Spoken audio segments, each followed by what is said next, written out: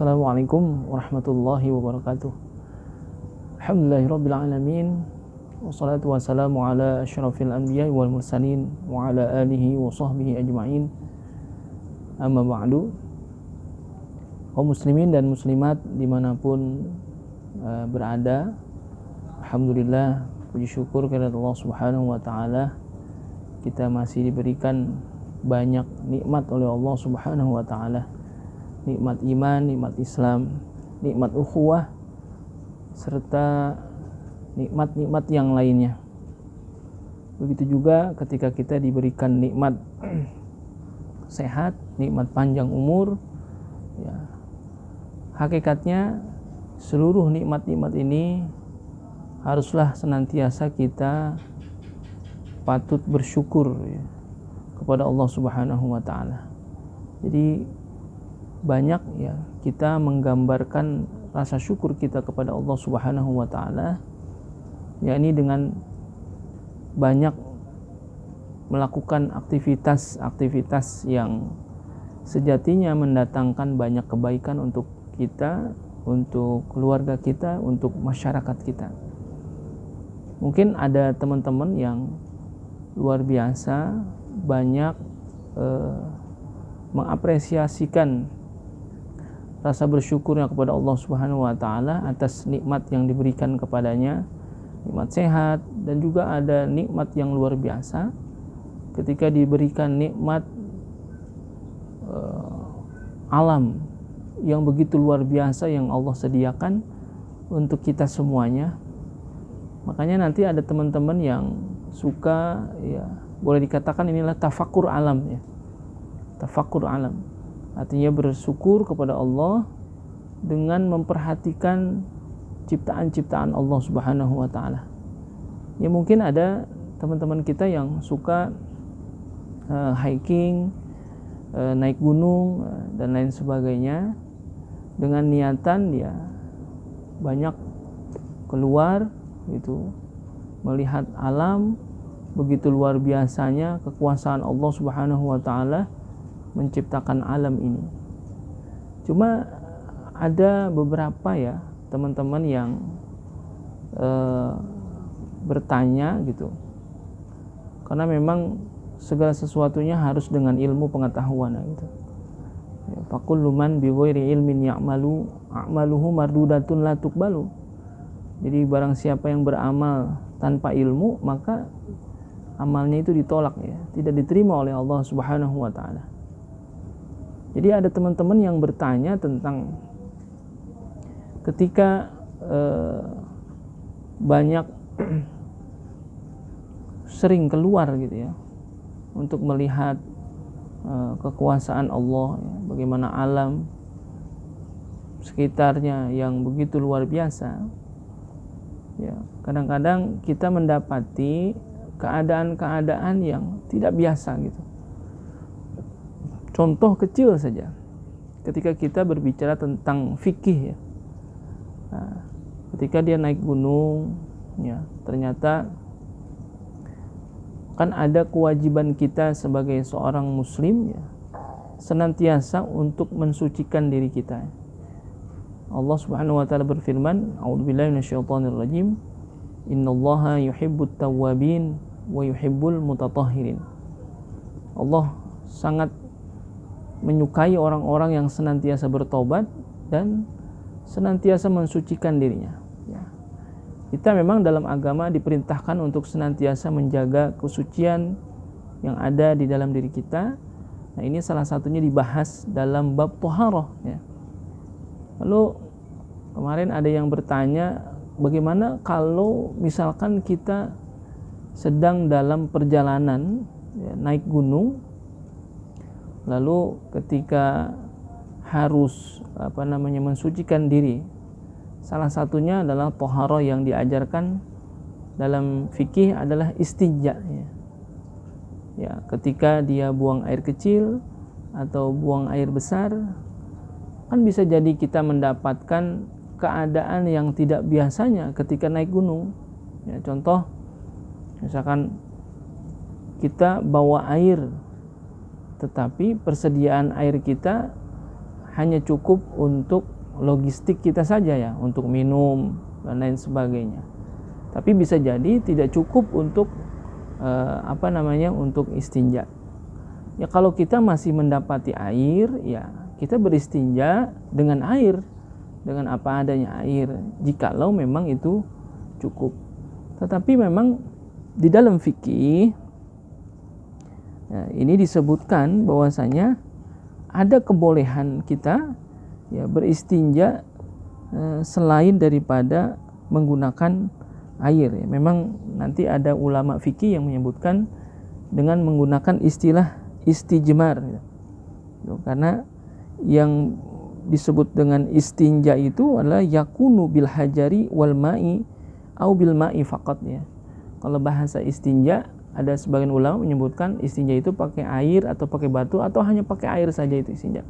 Tapi kalau menggunakan kata-kata istijmar, yakunu bil hajari faqat. Jadi kalau kita mau istinja pakai batu, itu istilahnya istijmar. Karena apa? Ya bisa jadi karena ada keadaan yang memang ketika dia harus izalatul kharijin najis ya, menghilangkan tempat keluarnya najis itu dari najis yang ada tadi dengan menggunakan alat ya, yang diperbolehkan di dalam syariat gitu. Nah ini kaifiat istinja itu kan terdiri dari 3 ya. Yang pertama al-jam'u bainal ma'i wal hajari. Ini menghimpun, artinya boleh orang istinja itu pakai air dan pakai batu, boleh. Ini yang paling afdol. Nah, fal hajaru yuzilu ainan najasa ya. Batu itu menghilangkan ain najasanya, dan wal ma'u yuzilu atharaha. Nah, air menghilangkan bekas-bekasnya. Yang kedua al-iktisaru 'alal ma'i. Ya. Istinja pakai air aja cukup. Wa hiya adna minal lati qablaha. Ini pertengahan, di bawah daripada yang utama tadi. Nah, ini yang biasa kita lakukan. Biasanya kita istinja pakai air. Iya, kalau dalam keadaan biasa, keadaan normal, banyak air, kita istinja pakai air. Tapi kalau ada keadaan-keadaan tertentu, seperti tadi kita lagi naik gunung, ternyata di sana tidak mendapati banyak air, bahkan bisa jadi nggak ketemu air, kan gitu. Atau sulit air, gitu. Atau air yang ada hanya cukup untuk konsumsi saja, tidak untuk istinja. Nah di sini al-iktisaru 'alal hajari.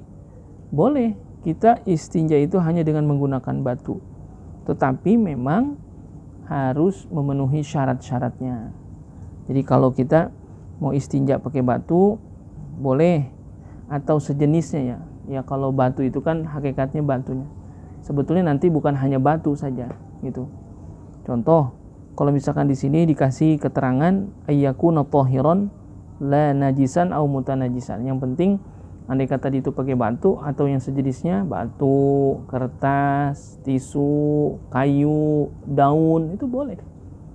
Syaratnya apa? Tahiran, suci. Dan juga ayyakuna jamidan, jamid wala yuji'u ma'iun. Jadi nggak boleh pakai sesuatu yang sifatnya tadinya cair lalu membeku, atau tidak. Ini memang jamid gitu. Emang hakikatnya memang sifat benda itu keras gitu.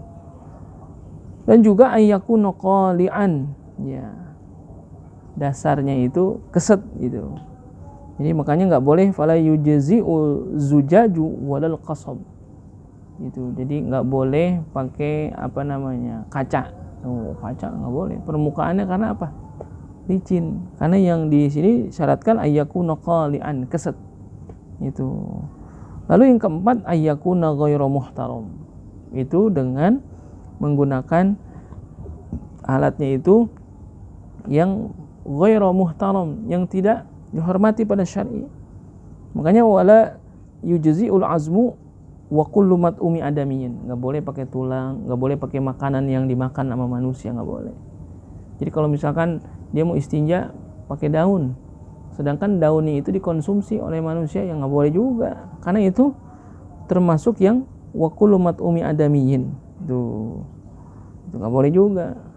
Jadi kalau misalkan dia mau istinja selain daripada air, yaitu pakai batu atau yang sejenisnya, maka harus memenuhi syarat-syarat ini, 4 syarat ini. Kalau terpenuhi ya boleh saja. Ya, makanya kan kadang-kadang kita tidak juga ada orang yang tidak menjaga adabnya gitu ya. Bagaimana luar biasanya ya, ada satu riwayat ya, Nabi pernah lewat di dua kuburan ya, ternyata Rasulullah langsung mengambil pelepah kurma yang masih basah. Kata Nabi, selama dia masih basah, dia akan memohonkan ampun kepada Allah atas dosa-dosa yang dilakukan oleh orang yang ada dalam kubur ini. Sahabat nanya gitu, emang sebab apa dia disiksa dalam kubur ya? Salah satu daripada kuburan yang disiksa itu adalah ketika dia tidak pandai atau tidak membaguskan istinjanya. Itu luar biasa itu. Karena sebab tidak membaguskan istinja bisa mendapatkan siksa kubur yang luar biasa. Nah, ini kita harus paham juga. Jadi ketika kita naik gunung gitu atau dalam keadaan safar gitu ya. Naik gunung kan termasuk safar juga itu. Ya, safar artinya safar dalam melakukan perjalanan yang jauh gitu. Kalau dalam mazhab Imam Syafi'i 2 marhalah tuh. 2 marhalah yang kira-kira dihitung 85 atau sampai 90 kilometer. Itu adalah salah satu safar yang dianggap boleh kita ada rukhsah di sana. Nah, dalam perjalanan itu ketika kita buang air tidak mendapatkan air untuk istinja, ya boleh itu tadi istinja dengan menggunakan batu atau sejenisnya. Yang penting memenuhi syarat-syarat yang tadi disebutkan. Udah. Lalu kalau mau wudu atau mau mandi bagaimana? Gitu. Kalau tadi hanya menghilangkan najis saja atau menghilangkan tempat keluarnya najis. Nah, sekarang dia mau wudu bagaimana? Sedangkan ketika itu nggak ketemu air. Atau ada air tapi dinginnya luar biasa. Atau ada air panasnya luar biasa. Nah, kan salah satu yang membolehkan orang tayamum adalah ketiadaan air. Atau air itu ada, tetapi air yang digunakan justru menjadi mudarat buat diri kita. Kayak tadi terlalu dingin atau terlalu panas ya. Karena airnya terlalu dingin, kalau kita gunakan nanti akan mudarat kepada diri kita. Atau terlalu panas ya. Kalau kita gunakan jadi mudarat juga buat diri kita. Itu salah satu hal yang membolehkan kita untuk apa? Tayamum. Ya, jadi kalau misalkan ketiadaan air dalam perjalanan, kita dibolehkan untuk apa? Fatayammamu sha'idan thayyiba. Maka bertayamumlah dengan tanah debu yang suci, yang bersih. Untuk mengganti apa ya? Mengganti wudu atau mandinya tuh.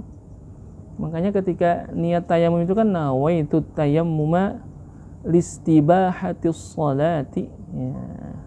Karena kebolehan sholat bagaimana? Ya tayamum, karena ketiadaan air.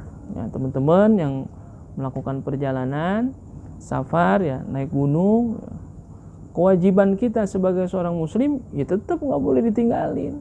Jadi jangan menganggap remeh, wah naik gunung nih boleh kali nggak sholat, wah tetap sholat itu wajib hukumnya. Inna sholata kanat alal mu'minina kitaban mawquta ya. Kewajiban yang sudah ditentukan. Terus bagaimana? Sedangkan dia mau wudu nggak bisa, mau mandi dia nggak bisa karena nggak ada air, ya tayamum dia. Itu dengan debu. Kaifiatnya bagaimana caranya tayamum? Ya, tadi niatnya nawaitu tayammuma listibahatis sholati lillahi ta'ala. Ya, caranya yang diusap ya ambil tanah, usap di muka bareng dengan niat, ambil lagi, usap kedua tangan, jadi bagaimana? Ya sholat itu. Karena bisa jadi ada teman-teman kita yang menganggap remeh ya, bukan menganggap remeh, bisa jadi ya, wah saya belum dapat pelajaran tentang itu, ya bisa jadi. Tapi mudah-mudahan video yang singkat ini bisa bermanfaat untuk teman-teman semuanya ya, ketika menghadapi keadaan sedang safar ya, safar apa saja lah.